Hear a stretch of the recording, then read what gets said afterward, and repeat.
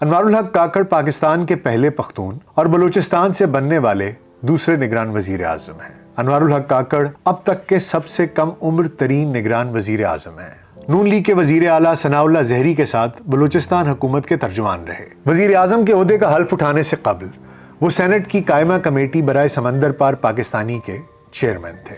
پاکستان اب واحد ملک ہے جہاں نگران حکومت بنائی جاتی ہے۔ 2023 میں عام انتخابات کے لیے انوار الحق کاکڑ ملک کے 8ویں نگران وزیر اعظم منتخب ہوئے ہیں۔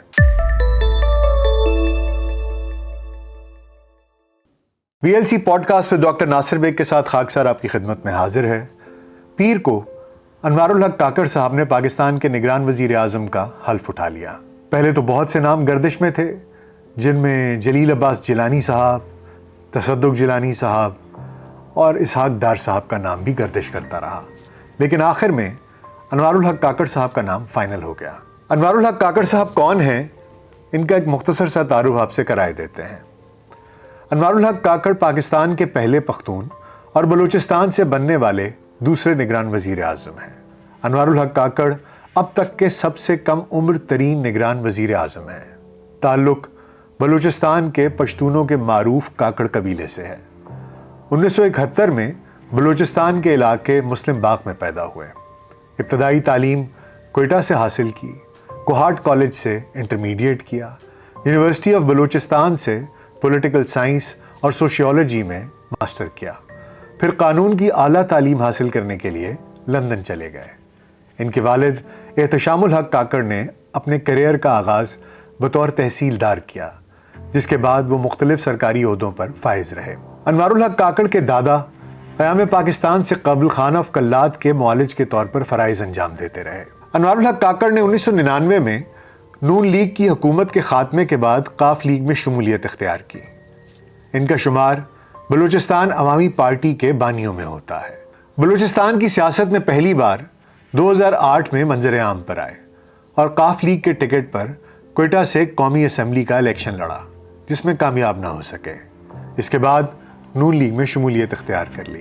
2015 سے 2017 تک نون لیگ کے وزیر اعلیٰ ثناء اللہ زہری کے ساتھ بلوچستان حکومت کے ترجمان رہے۔ 2018 میں بلوچستان عوامی پارٹی سے سینیٹر منتخب ہوئے۔ بلوچستان میں نون لیگ کی حکومت کے خاتمے کے لیے اٹھنے والی بغاوت میں سر فہرست اور نواب زہری کے خلاف تحریک عدم اعتماد میں پیش رہے۔ بعد میں اس وقت کے وزیر اعلیٰ قدوس بزنجو کے ساتھ رہے۔ ان کے پیپلز پارٹی اور دیگر جماعتوں کے ساتھ ذاتی تعلقات بھی ہیں۔ وائس آف بلوچستان کے نام سے ایک NGO بھی چلاتے ہیں۔ نیشنل ڈیفنس یونیورسٹی میں سیکیورٹی ایشوز پر لیکچر دیتے رہے ہیں اور مختلف فورمز پر بلوچستان کا مسئلہ مؤثر انداز سے پیش کرتے رہے ہیں۔ ان کے بارے میں عمومی تاثر ہے کہ وہ پڑھے لکھے، اچھی سوجھ بوجھ کی طبیعت کے مالک ہیں۔ فلسفی، انگلش لٹریچر، فارسی، اردو، پشتو ادب پر عبور رکھتے ہیں۔ CPEC کے حمایتی ہیں اور ہمیشہ پاکستانی ریاست کی ترجمانی کی۔ وزیر اعظم کے عہدے کا حلف اٹھانے سے قبل وہ سینٹ کی قائمہ کمیٹی برائے سمندر پار پاکستانی کے چیئرمین تھے۔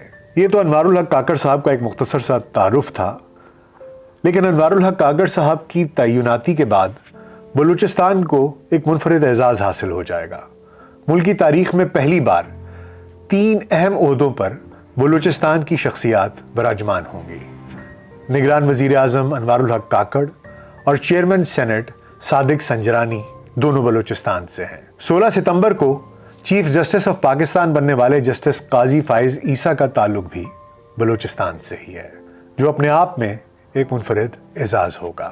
اب ایک مختصر سی نظر ڈالے دیتے ہیں کہ آخر یہ نگران حکومت کا کانسیپٹ کیا ہے، یہ کہاں سے آیا، دنیا کے کون کون سے ملکوں میں رائج ہے اور پاکستان میں یہ کب سے رائج ہوا۔ تو جناب، دنیا میں نگران حکومت کے قیام کا کوئی تصور نہیں۔ اس حوالے سے بنگلہ دیش آخری ملک تھا، وہاں بھی اب نگران حکومت کے قیام کا سلسلہ ختم کر دیا گیا ہے۔ پاکستان اب واحد ملک ہے جہاں نگران حکومت بنائی جاتی ہے۔ یہ گولڈن آئیڈیا جناب جنرل محمد ضیاء الحق کے ذہن میں آیا تھا۔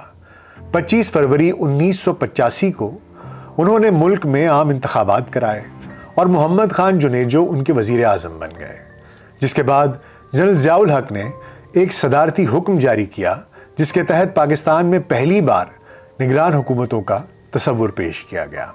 اس سے قبل پاکستان کے کسی آئین میں نگران حکومت کا کوئی بھی تصور پیش نہیں کیا گیا تھا۔ ملکی تاریخ میں اب تک کتنے نگران وزیر اعظم آئے ہیں اور کتنی مدت کے لیے آئے ہیں، آئیے اس پر بھی ایک نظر ڈالے دیتے ہیں۔ ملک کے پہلے نگران وزیر اعظم کا اعزاز غلام مصطفیٰ جتوئی کو جاتا ہے۔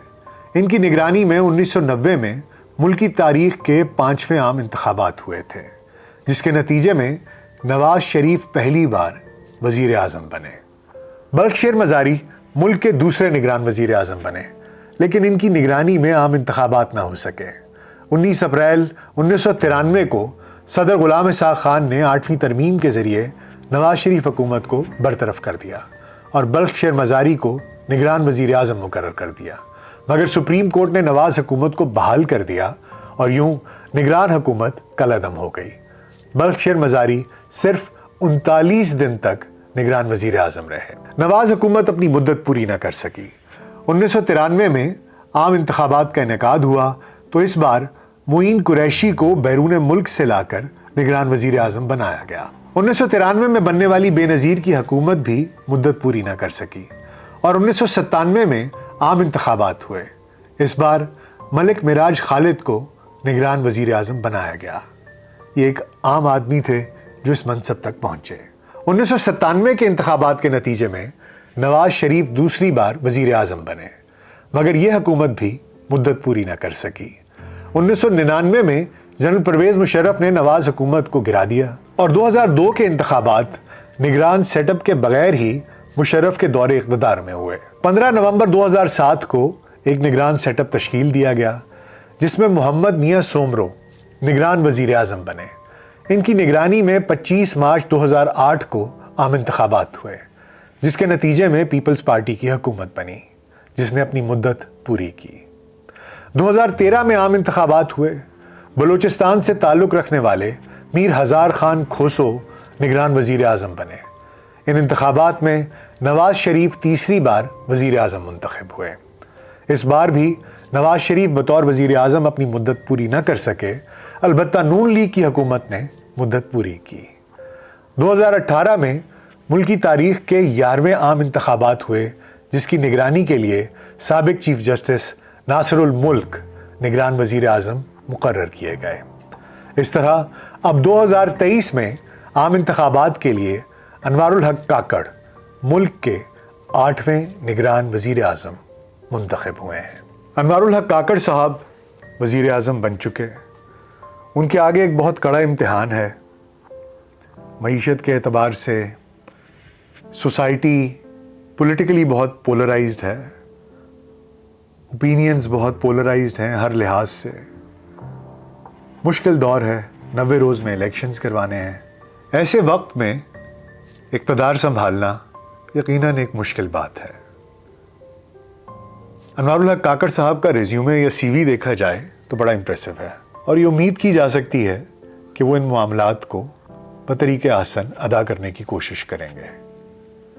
وہ اس میں کامیاب ہوں گے کہ نہیں ہوں گے یہ تو وقت ہی بتائے گا، لیکن ہم دعا گو ہیں کہ خدا ان کی رہنمائی فرمائے اور وہ اس ملک کے لیے بہتر فیصلے اور بہتر اقدامات لینے میں کامیاب ہوں۔ وگرنہ سیاست ایک پیچیدہ کھیل ہے، جیسے کہ وہ کہتے ہیں کہ سمجھنے ہی نہیں دیتی سیاست ہم کو سچائی، کبھی چہرہ نہیں ملتا، کبھی درپن نہیں ملتا۔